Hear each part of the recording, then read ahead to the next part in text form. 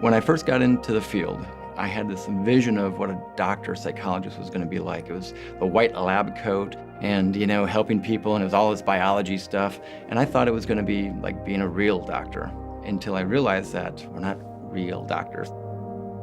I didn't notice that there was anything wrong with what I thought about psychology and the field of psychology really until my graduate school. When I got out to California and I started, seeing bits and pieces of research that just didn't add up. And then it really wasn't until I went to a conference outside of school where I actually heard a lot of information that was in contrast to what the school was teaching me. And I went to the conference because a colleague of mine, a student, had said, you really need to go to this type of conference. You're gonna really like what they have to say there. Knowing that I was already starting to question the main theories and ideology of psychology.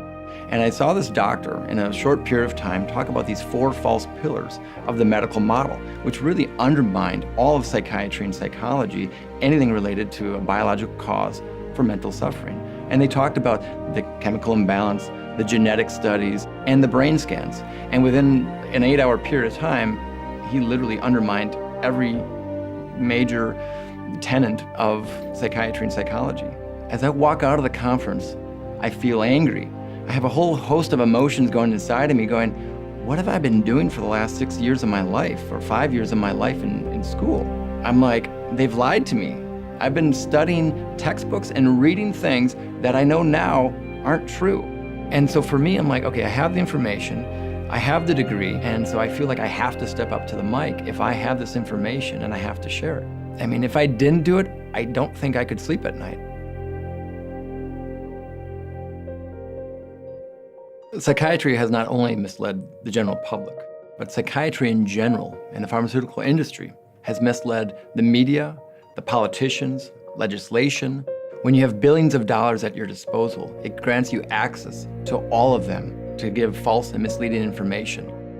And the problem is that these people are not trained or equipped to ask the tough questions of asking for proof, of evidence about their false and misleading claims that mental suffering is somehow a biological disease. In psychiatry and psychology, there are no medical tests, no scans, no blood work that can diagnose anybody with a mental disorder.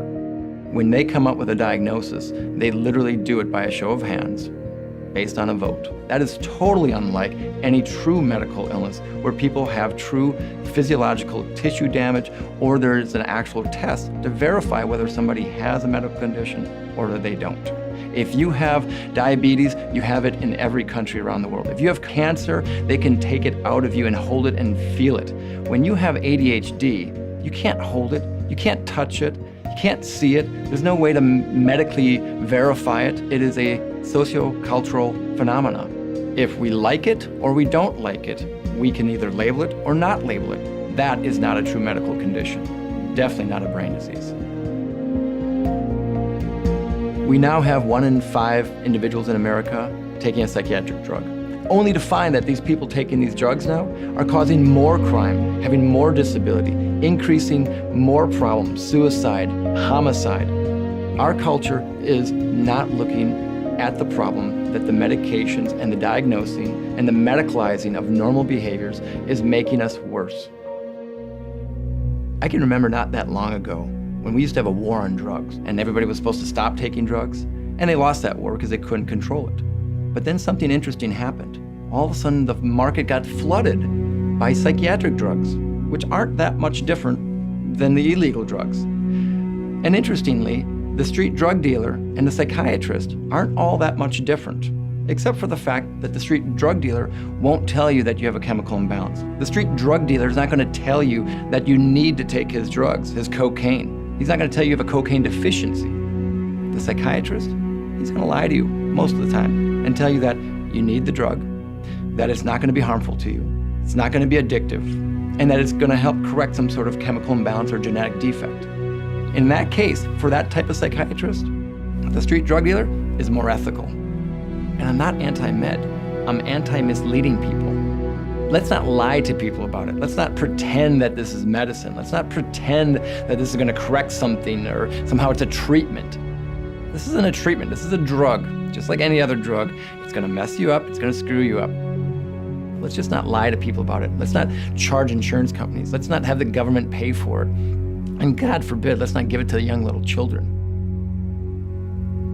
We're taught as parents to look out for our children. And we know we can look for street drug dealers and we can look for predators and all sorts of things. Are we taught to look out for psychiatrists or for drug company commercials that lie to us on TV, to realize that these are lying and misleading? Because the odds of getting caught by one of those predators is much higher. With today's screening practices and almost mandated screening practices now, it's almost impossible for a child not to get a label of mental illness between the ages of 0 and 18 years of age. When we have screening devices that are being put into the schools that have an 80+% false positive rate, when we know that the vast majority of these kids who take it are gonna ping high on their checkoff list to say they have a mental illness, even though they have nothing wrong with them, knowing that we're gonna get them on medications, because if you make a referral to a medical provider, 9 out of 10 times they walk out with a prescription. 90%, if you walk in for any sort of issue, you're walking out with a drug. Psychiatrists and psychologists are taking normal reactions to everyday normal experiences and then pathologizing that. It has nothing to do with biology. It has to do with power and control and what we think is appropriate or not appropriate behavior.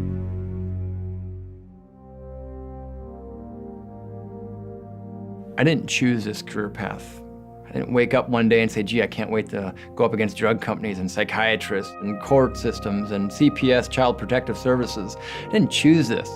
It chose me. For whatever the reason, I had a life path, and all of a sudden I got this knowledge. I have to honor that knowledge and spread it. And so that's what I'm doing, is I'm passing it on. Doctors need to realize that there are groups out there that really are looking at the ethics of our practice, willing to be honest about what psychiatric diagnoses do, what the quote-unquote treatments really do to people. I want more people in this field doing this type of work. And this call of action is happening. I have more professionals, more colleagues, more psychologists, more psychiatrists speaking against their own profession now. This is what we need to be doing for our humanity. If humanity is going to survive, we need people to fight as hard as the psychiatrists and these drug companies who are all making billions of dollars feeding the public and the politicians and the courts false and misleading information. We need to stop, and we need to start getting our society back on track. What I'd like to see happen would be the American Psychiatric Association sued for presenting false and misleading information to the general public, which is leading to harm of millions of children and adults across our country. By labeling people, we're stigmatizing people. It's normal for people to have problems in life. It's not normal to label it and try to make profit off of it.